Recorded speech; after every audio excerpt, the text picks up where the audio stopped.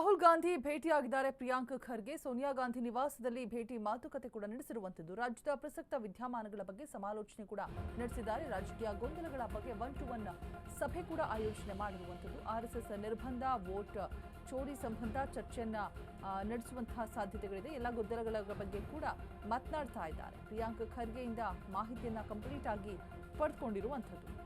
ರಾಜಕೀಯ ಗೊಂದಲಗಳ ಬಗ್ಗೆ 1-to-1 ಸಭೆಯನ್ನ ಆಯೋಜನೆ ಮಾಡಲಾಗಿದೆ. ಏನೆಲ್ಲ ಬೆಳವಣಿಗೆಗಳಾಗ್ತಾ ಇದೆ, ಏನೆಲ್ಲ ಪ್ರಾಬ್ಲಮ್ಸ್ ಆಗ್ತಾ ಇದೆ, ಗೊಂದಲಗಳ ಬಗ್ಗೆ ಪ್ರಿಯಾಂಕ್ ಖರ್ಗೆಯಿಂದ ಮಾಹಿತಿಯನ್ನು ಪಡೆದುಕೊಳ್ತಾ ಇರುವಂಥದ್ದು. ಸದ್ಯಕ್ಕೆ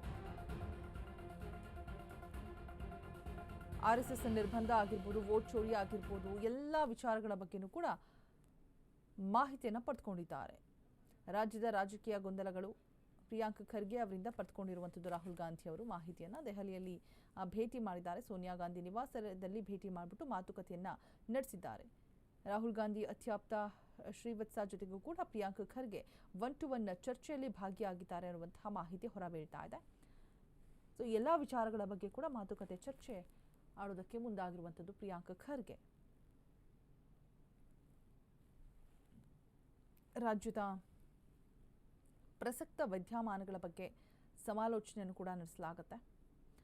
ಇನ್ನು ರಾಜಕೀಯ ಗೊಂದಲಗಳ ಬಗ್ಗೆ ಕೂಡ ಸಭೆಯನ್ನು, ಏನೆಲ್ಲ ಸಮಸ್ಯೆಗಳಾಗ್ತಾ ಇದೆ ಎಲ್ಲವನ್ನೂ ಕೂಡ ಮಾತನಾಡಲಾಗುತ್ತೆ. ಸಭೆಯನ್ನು ಆಯೋಜನೆ ಮಾಡಿ ರಾಹುಲ್ ಗಾಂಧಿಯನ್ನು ಭೇಟಿಯಾಗಿರುವಂತಹ ಮೇನ್ ಇಂಟೆನ್ಷನ್ಸ್ ಆ್ಯಂಡ್ ಯಾವೆಲ್ಲ ಮಹತ್ತರ ವಿಚಾರಗಳ ಬಗ್ಗೆ ಚರ್ಚೆ ಆಗುತ್ತೆ ಅಂತ ನೋಡ್ತಾ ಹೋಗೋದಾದರೆ, ಇನ್ನು ಸೋನಿಯಾ ಗಾಂಧಿ ಅವರ ನಿವಾಸದಲ್ಲಿ ಭೇಟಿ ಮಾಡಿ ಮಾತುಕತೆಯನ್ನು ಆಡೋದಕ್ಕೆ ಮುಂದಾಗಿರುವಂಥದ್ದು. ರಾಜ್ಯದ ಪ್ರಸಕ್ತ ವಿದ್ಯಮಾನಗಳ ಬಗ್ಗೆ ಸಮಾಲೋಚನೆಯನ್ನು ಕೂಡ ನಡೆಸಿದ್ದಾರೆ.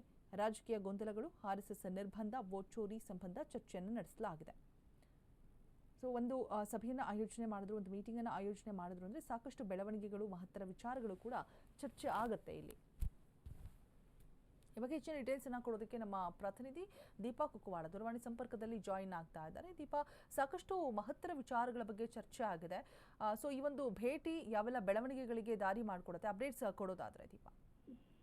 ರಾಹುಲ್ ಗಾಂಧಿ ಕೂಡ ಒಂದಿಷ್ಟು ಜನರನ್ನ ಕರೆದು ಮಾತನಾಡಿಸುವಂತಹ ಕೆಲಸವನ್ನ ಮಾಡ್ತಿದ್ದಾರೆ. ಯಾಕಂದ್ರೆ ಪ್ರಸ್ತುತ ಬೆಳವಣಿಗೆಗಳ ಕುರಿತಂತೆ ನಾಯಕರುಗಳು ನೋಡಿದಂತೆ ಏನೆಲ್ಲ ನಡೀತಿದೆ ಎನ್ನುವಂತಹದ್ದು ಇಲ್ಲಿ ಮುಖ್ಯವಾಗುತ್ತೆ. ಒಂದೇ ದಿನಕ್ಕೆ ಡಿಸಿಷನ್ ಅನ್ನ ತೆಗೆದುಕೊಳ್ಳೋದು ಸಾಧ್ಯ ಆಗೋದಿಲ್ಲ, ಅಥವಾ ಆ ರೀತಿಯಾದಂತಹ ಡಿಸಿಷನ್ ವಾಸ್ತವವಾಗಿ ಇರೋದಿಲ್ಲ ಅನ್ನುವಂತಹ ನಿಟ್ಟಿನಲ್ಲಿ ಆಗ್ತಾ ಇರುವಂತಹ ಗೊಂದಲ ಹಾಗೂ ಬೆಳವಣಿಗೆಗಳ ಕುರಿತು ನಿನ್ನೆ ಅಷ್ಟೇ ಹರಿಪ್ರಸಾದ್ ಜೊತೆ ಮಾತನಾಡಿದಂತಹ ರಾಹುಲ್ ಗಾಂಧಿ ಇವತ್ತು ಖುದ್ದು ಪ್ರಿಯಾಂಕ್ ಖರ್ಗೆ ಅವರನ್ನ ಕರೆದು ಮಾತನಾಡುವಂತಹ ಕೆಲಸ ಮಾಡಿದ್ದಾರೆ. 1-to-1 ಸುಮಾರು 30ಕ್ಕೂ ಹೆಚ್ಚು ನಿಮಿಷಗಳ ಕಾಲ ಈ ಒಂದು ಸಭೆ ಅಂದ್ರೆ ಚರ್ಚೆ ನಡೆದಿದೆ.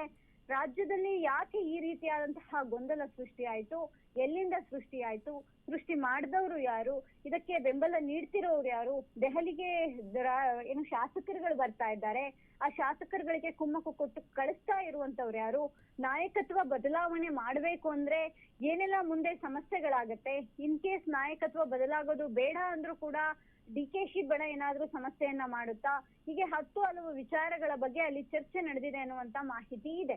ಆದ್ರೆ ಪ್ರಿಯಾಂಕ್ ಖರ್ಗೆ ಅವರು ಕೂಡ ಒಂದಿಷ್ಟು ಮಾತನ್ನ ಹೇಳಿರುವಂತಹದ್ದು ಅಂದ್ರೆ OBC ಅನ್ನುವಂತಹ ಹಂತದಲ್ಲಿ ಬೇಕು ಬೇಡ ಅನ್ನುವಂತಹ ಚರ್ಚೆ ಕೂಡ ಇದೆ. ನಾಯಕತ್ವ ಬದಲಾವಣೆ ಅನ್ನುವಂತಹದ್ದು ಆ ಒಂದು ಅಂದ್ರೆ ಯಾವಾಗ ಪಕ್ಷ ಅಧಿಕಾರಕ್ಕೆ ಬಂದು CM ಯಾರು ಅನ್ನುವಂತಹದನ್ನ ಚರ್ಚೆ ಮಾಡುವಂತಹ ಸಂದರ್ಭದಲ್ಲಿ ಆಗಿದ್ದೇ ನಿಜವಾದಲ್ಲಿ ಅದನ್ನ ನೀವು ಯಾವ ರೀತಿಯಾಗಿ ನಿಭಾಯಿಸ್ತೀರಾ ಅನ್ನೋದ್ರ ಮೇಲೆ ನಿಂತಿದೆ ಅನ್ನುವಂತಹ ನಿಟ್ಟಿನಲ್ಲಿ ಒಂದಿಷ್ಟು ಮಾತುಕತೆ ಆಗಿರುವಂತಹದ್ದು. ವಿದೇಶದಿಂದ ವಾಪಸ್ ಆದಂತಹ ರಾಹುಲ್ ಗಾಂಧಿ ಕೂಡಲೇ ಈ ಕೆಲಸಕ್ಕೆ ಕೈ ಹಾಕಿದ್ದಾರೆ. ಯಾಕಂದ್ರೆ ಇದನ್ನ ಬಿಟ್ರೆ ಇಲ್ಲಿಗೆ ಸರಿ ಹೋಗೋದಿಲ್ಲ ಅನ್ನುವಂತಹದ್ದು ಅವ್ರಿಗೂ ಕೂಡ ಮನದಟ್ಟಾದಂಗಿದೆ.